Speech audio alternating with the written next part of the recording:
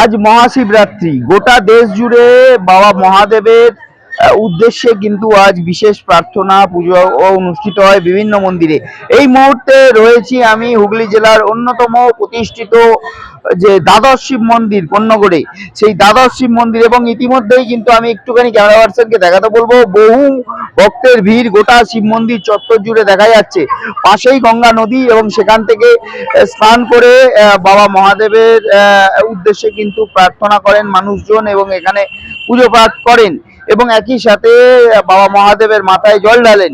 আমি এরকমই একজনের সাথে কথা বলার চেষ্টা করব। একটু কত দূর থেকে এসেছেন? আমরা এখানকারই লোক, লোকাল লোক। আমাদের বাড়ি লোকালি কন্যগর গাইতলা তপনকালী তারা মন্দিরের সামনে। বাবা মহাদেবের উদ্দেশ্যে কি প্রার্থনা করলেন? প্রার্থনা করলাম এই কি সব সুখ শান্তি থাকুক, যে গোটা বিশ্ব আমরা যে ভালোভাবে থাকি, কোনো রকম আমাদের কোনো অসুবিধা না হয়, আমাদের ছোটো ছোটো বাচ্চাগুলো মা বোনরা বেশ ভালোভাবে থাকুক, কোনো রকম অসুবিধা না হয়, এই বাবা ভোলেনাথকে আমরা মনোকামনা করছি যাতে সব সুস্থ থাকে।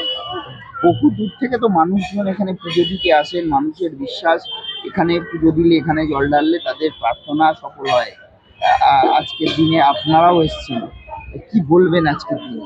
মানে কি চাইলেন বাবা মহাদেবের কাছে? কি চাইলাম, সবাই যেন ভালো থাকে, এটাই চাইলাম।